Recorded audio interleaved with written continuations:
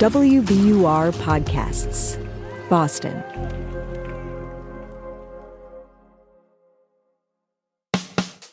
I'm Darryl C. Murphy, and you're listening to The Common.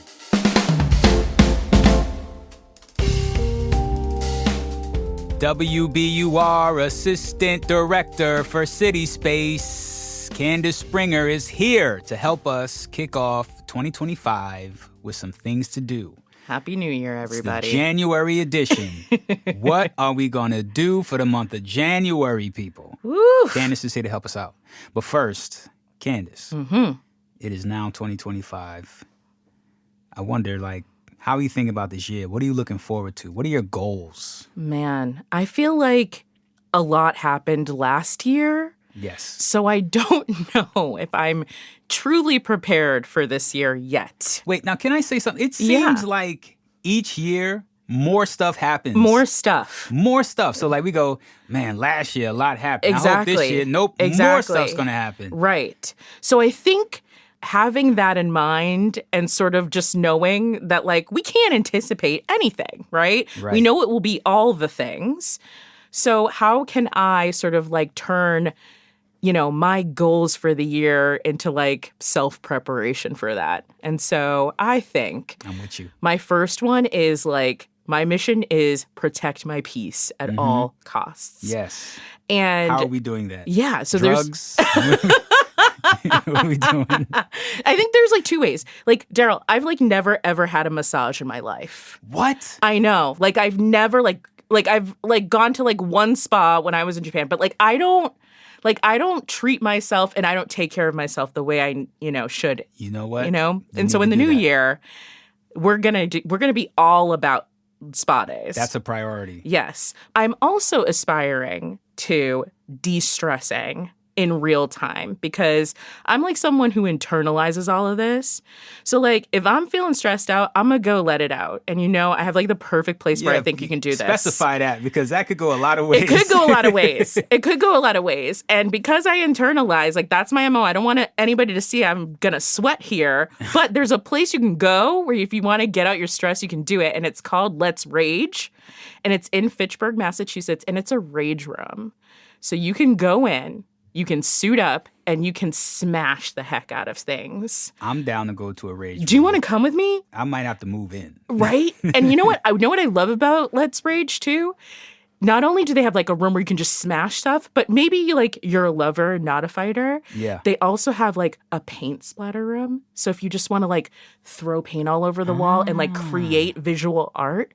If that's the kind of vibe, de-stressor in an artistic way, you can do that. A rage room is my version of a massage. Yes. Yeah. That's what I'm thinking. Yeah. I think if I just break some stuff in the new year, I'll feel better about life. I love that. What about you? What are your goals? What do you want to do? I think a lot has happened in 2024, and I think I've just gotten to a point in my life where I'm 43 years old. And you said it out loud. I'm just everybody knows now. I just want to be with my people and just have a good time. Yeah. How does that manifest for you? What does that mean? So some of the things I'm thinking about, I want to travel, be more intentional with my travel. I have been traveling a little bit more lately, but, I want to go just places that I have not been. For example, I've never been to Chicago. Right? I've never been to Chicago. Oh my gosh. I need to just go. Yes. Just pick a weekend and go. Right? Absolutely. And get this. I've never been to the Cape. Oh my goodness. Never been to the Cape. This is I think I'm so glad that you said this because I feel like we're going to talk about it later, but I feel like there's so much more world out there for you to that's explore. The thing. I'm trying to that's the headspace I'm trying to get into is that, we live in the news. Yeah. This is what we do. I mean, you live and work in the news. Exactly. Yes. You know what I'm saying? So I think it's important to kind of unplug and go somewhere else and see something from a different perspective or a different angle. Open yourself up to a different experience. I mean, this is, for me, a lot of this is new. Yeah. And then another thing I want to do, I want to be more intentional with my baking and my cooking. So I want to make it a point to go to more farmers markets And I don't know, I might even sign up for a CSA or something like that. I love this. I love this. Come with me to the Brookline Farmers Market. Shout out to them. I love them so much. Or any of them, because I love all the local farmers markets we have. Yeah. But you're a very good cook and a baker. So what do you mean by being more intentional? I mean, just playing around with different ingredients, like locally sourced ingredients. Like, for example, a little while ago, I went to Clear Flour and I bought a bag of flour. It was like $12, but it's Massachusetts flour. I was like, okay, cool. I want to start, because I feel like that offers a better story for the cookie, right? It's a good cookie, but hey, I made that cookie with flour from some mill out here. I like it. You're now trying to tell a tale with the things that you're creating, which is cool. And I like that. And also, when you're out, you're going out for food or you're going out for this specific type of thing, you go into a farmer's market, you're in the community, you're out meeting people, you're seeing seeing things from a different perspective that you will not see at Trader Joe's or something like that, you know? Totally. At Brookline Farmers Market, I've definitely been in line behind Tracy Chang at Pagoo in Cambridge. I've definitely seen like Ariel Chernin from Kanji and Me. Like, it's definitely kind of like a neighborhood meetup sometimes too. And like you see old friends. I've even seen like my own CitySpace colleagues there just like trying to get a cookie at Clear Flour. And you're best of all supporting local businesses, which I am all in favor of. I think that's the vibe I'm also going into this year with, really zeroing in. Like I said, I just want to be with my peoples. I love that. I want more community because we're going to need it. Yeah. You know what I'm saying? Yes, so absolutely. That's what I'm into. All right. Candice, we have been messing around rapping. This has been awesome. I hope that folks hear this and take some recs for themselves, because we dropped a few bonus recs in there for people. Yeah. We can get a massage. We got the Rage Room. We got everything. Clear Flour Bakery. You know. Farmers markets. Like, you know, this is a super packed to-do episode for you. Yes. So let's get to what we came for. All right. We're ready. What are we doing for the month of January? It's cold as hell. People are depressed and they want to get out of the house. I don't know if I can cure seasonal depression, but I can offer you 3 indoor recommendations. Let's just that works. We'll keep you warm. And the first one is, I think, a fan favorite for many reasons. It's Dancing with the Stars live. Okay. Now, Dancing with the Stars has been around for 33 seasons. It's kind of shocking to say that out loud. 33 seasons? Exactly. They actually celebrated their 500th episode this year. Live from Hollywood, it's the 500th episode of Dancing with the Stars. And you know what? I don't usually watch this show, but there was something about this season and this cast of stars that I actually kind of randomly tuned in more than I thought I would. And I think it's particularly because of one star in particular, and that is Worcester's Own, Steven Nedorosek. Hit it. He is just so charming. We all fell in love with him. Two, bronze gold medalist 2 times at the Olympics, local hero, the pommel horse guy, or the pommel horse legend as everybody calls him. And he was just so charming on the show. And so he is actually going to co-host this entire tour. He will be at all of the dates, and it's coming to Boston on January 16th and 17th at the Wing Theater at 8 o'clock. And I'm really looking forward to seeing him be in community with all of the pro dancers who are basically the core of the show. And what I like about this is, you watch Dancing with the Stars, they're not all good. I mean, let's be real. Let's be real. Okay. It's fun to watch them. It's fun to root for them. It's fun to see them evolve. But when you go to a dancing show, you want to see pros, right? And so this show is mainly the pros crushing it up there with some special guests like Steven. And honestly, it's the final, 4 of the final 5 stars who will be appearing across the tour. Steven is the only one who's going to be at the Massachusetts shows, and obviously we don't even need anybody else because he's our hero. But yeah, it's going to be a brand new production. They have never done this one before, and the dances are sizzling. You can expect Argentine tango. You can expect the paso doble. You can expect, a little foxtrot, and everything that you've seen on the show, but also just super professional. So it's worth going out. But I hope, too, that Steven Nedorosik, he did an amazing final performance on Pommel Horse as his, final freestyle with his partner, Riley Arnold. So I hope he brings that on tour. I think people in Massachusetts will really want to see that one. It was great. Milk it, Steve. Milk it, Steve. All right. Well, Candice, I feel like right here is a good time to take a break. So we're going to take a quick break. But when we get back, we're going to get the rest of your recs, and we're going to get into what's happening at CitySpace. Sounds good.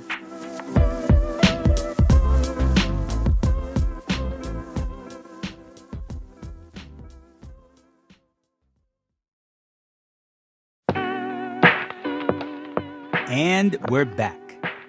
So Candice, assistant director for CitySpace, you gave us one recommendation, Dancing with the Stars, co-hosted by Worcester's own Steven Nedorosik. The king. What other recs do you have for us? All right, the next one's spicy. You ready? I like spice. There's controversy. It's that spicy. Hit it. It's a play, and it's called Ain't No Mo. And let's just start with the premise of this play. Ain't No Mo, okay. Ain't no more. What if the United States government offered Black Americans a one-way plane ticket back to Africa? That is the premise of this show, which is going to be a co-production from Speakeasy Stage Company and Front Porch Arts Collective in January. It starts January 10th. It goes all the way through February 8th. This show started on Broadway, and then it closed. It was about set to close a couple of weeks after its opening night because it's a full Black cast. It was written by Jordan E. Cooper, who is the youngest American playwright in Broadway history. He was 27 years old when he wrote this show. And it's a show that has a lot going on, and it's one of those things that's hard to market. We're going to talk about this plot, but the reason why I talk about this at first is because it was set to close so early and people really rallied around it to keep it going. It was kind of this inspirational story of people realizing that this was amazing art and that it just hadn't found enough of an audience yet to justify this closure. And so everyone from local New York patrons to celebrities, from Will Smith to Gabrielle Union, Tyler Perry, all rallied around the show to keep it open as long as possible. Those are some heavy hitters.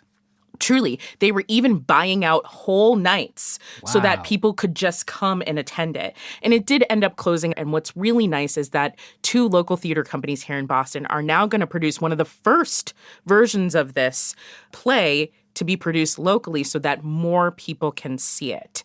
And so I just think that it's like one of those amazing sort of stories of like community rallying around the arts. And it's so competitive in New York City, too, especially to mount a show and have it run for a really, really long time. Yeah. So I'm super excited to see this show get its due in Boston. So let's talk about it. You heard the premise. What are your thoughts? My first question is, so basically you're offering every Black person in America a free trip back to Africa. Yes, and this is without revealing too much, this is the American government's way of trying to solve racism. So is the money coming with us too? Is all the stuff you pillage coming with us? Very good question. Are we getting half an Apple and Tesla and all of that? I think it's just the one-way flight. But what's interesting about this show is what it ends up doing is delving into several vignettes where we get to sort of see people wrestling with those questions in real time, Darryl. So we get to meet different characters who are at the precipice of deciding, do I want to stay? Or do I want to go? And it leads all the way up until we get to the last plane, your last opportunity to get out of the country. Do you take this choice? And what happens if you decide to stay? So, we might meet, a pregnant woman and her boyfriend and they're making sort of this choice on the precipice of building a new family. We might meet a rich Black family who has no reason necessarily to disappear, and everybody in between. And I think this show is kind of important for the new year in many, many ways. It's really exploring sort of what Black Americans experience in this country, and also at a moment where things are going to be shifting because of who's in power. And this was written at a time when things were different, right? And so to be able to sort of analyze this piece, now that we have a new administration coming in and things will certainly be evolving for everybody, is, I think, going to open up a lot of conversation. And I'm really looking forward to being part of that. And I should disclose that I am a board member at Speakeasy Stage Company, but I'm just really excited as a fan of theater that we get the opportunity to see this. I didn't get to see it before it closed, and so it just really, I think, is going to be exciting to see two local theater companies come together to put the show on. And the thing about this, too, is it's going to be really hilarious, but there's also sort of those moments where the rug gets pulled out from under you, right? Yeah. Like where you think you're watching a comedy, and then boom. So that's Ain't No Mo from Speakeasy Theater, and that's January 10th to February 8th. Where again? It's at the Calderwood Pavilion in the South End. Sweet. Okay. What else you got for us? We have a new museum alert. There is a new museum in Boston, and it is called the Museum of Illusions. And this is just pure fun. Is this magic? There's a little bit of that, absolutely. It's actually a chain. It's one of the largest and fastest growing chains. A chain museum? A chain museum. Hold on, Darryl. I heard the judgment in there. Did you hear it? This capitalism has got to stop.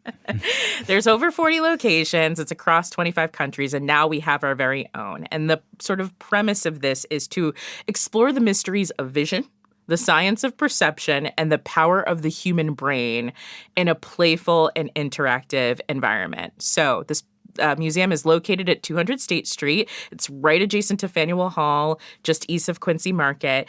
And it is 9,100 square feet. It's huge. And it boasts more than 80 installations and like immersive 18 rooms. Apartments. Is it though? I mean, maybe. Okay, Candice. Somebody's living good over here. I meant, can you fit that many apartments in there? I don't know the market in Boston. I just know the rent I'm paying. But yeah, no, it's kind of split. The museum is split into a couple of different sections. So they have illusion rooms where you immerse yourself in stuff that like plays with your mind. It kind of plays with your orientation in space. Like there's a reversed room where you can walk on walls. And you can climb the ceiling, and you can look like you're floating in the air. And there's a room called the Ames Room, where depending on where you're standing in it, you may look like you're a giant or you may look small. It's giving me Willy Wonka, Darryl. You know what I mean? Yeah. It's kind of just like one of those potential, like places where grown folks can play, and certainly kids will just be obsessed with this, right? And then they also have these art installations. It kind of gives me the sense of like the magic eye, when you're staring at something and like you don't see anything at first and then you pull back and then you see an image. They have a lot of installations. Basically like playing on all of your senses, right? And I kind of like the idea of going to this museum in the new year. I don't know, like go for whimsy. I like that. The Museum of Illusions in Boston. Well, Candice. Yes. It's time for us to bring it on home. What do we have going on at CitySpace? Too much. Our tickets for 2025 have been on sale since well before the new year. So we've got a lot going on. There's so much for you all to check out. But I'll pick two. How about that? We'll take two. Okay. First, we are bringing Sandwiches of History host Barry Enderwick. Have you ever heard of Sandwiches of History before? I have not heard of Sandwiches of History, but I do know that there's an episode coming out about sandwiches for Endless Thread. I'm so glad that you said that. Sardines and maple syrup sandwiches. Oh my gosh, is that the one that's Put the going nutmeg on the walnut side. I'm so glad that you said that because it's a perfect moment to shout out Anne-Marie Sievertson, who is working on that episode for Endless Thread and actually pitched the idea of us bringing Barry Enderwick to CitySpace. And so Barry has been going through the archives of sandwich recipes. He actually used to work at Netflix, but like his sort of passion project was like going through old sandwich recipes and making them and then rating them, whether they're good or not. Welcome to Sandwiches of History. Today, from the all-new Purity Cookbook of 1967, we're going to be making the salmon and peanut sandwich. Now, and he's turned this into a multi-city tour where his massive fan base has come out to watch him do some sandwich making and tasting. Yeah, will there be bites? There will be bites for some people. We're going to be doing some trivia, and we might have a special guest or two. But it's kind of like a nerdy sort of exploration of food, and a particular food at that. I hope he makes something really gross. The one that you said, what was that sandwich? Sardines and maple syrup. I want to make something like that on the CitySpace. Toast the bread. I bet you it'll be good. Toast the bread. There's nothing like a good sandwich. Listen, who you talking? I'll know. What? A good sandwich? How much time you got? Hell yeah. There's nothing like a good sandwich. So that's on January 21st. At 7 p.m. January 21st. Yes. Sandwiches. What else to bring it on home? All right. Well, he's back. I am Jacques the Whipper. Jacques the Whipper is coming to town once again. Jack Lepiards. Jack Lepiards, former WBUR anchor, is bringing his Renaissance, I don't know, what do I call this? A Renaissance masterpiece back to CitySpace. It's actually a two-man show because he is bringing his special guest and longtime collaborator, Seth Carney, back with him for The Secret Show. This is a show that has been beloved for years and years and years. Used to be able to watch it at King Richard's Fair, and now Jack has been all over the country touring. He's come back to bless us, to let us know he hasn't forgot his roots. That's right. And what's nice about that is the show that Jack does at CitySpace every year is the only virtual show that Jack also does. So this is an opportunity for him to reward all of his fans, whether you can come in person or you live really far away and you want to watch a live stream of the show. This is your one chance a year to be able to see it. So we love having Jack here. He's also decided to extend the show to 2 hours. So listen, if you have never... There's a lot of whip cracking. There's a lot of whip cracking about to happen, and lots of tricks. It's kind of, there are diehards who come to this every year, but if you've never experienced any sort of circus meets comedy, Renaissance-style show, I think now's the time, because I think that because Jack has been on the road, he's been touring a lot lately, this is a really good, fully formed, solid version of what he has been doing for almost his whole life. He grew up in the circus as a kid, and, he was anchoring at VUR during the day. Yeah, we did an early comment episode. Exactly. Yeah, absolutely. And so it's just nice to see him sort of really grow into this as his solo profession. And I expect that there will be lots of surprises for people who have seen it before, too. Talk about chasing a dream. Yes. What a dream to Isn't have. that something to aspire to in 2025? Wow. Well, Candice, this has and always will be, I'm speaking it. Wow. An absolute pleasure. Always, always, always. Thank you for having me. Oh, yeah. Thank you for coming through. Happy New Year.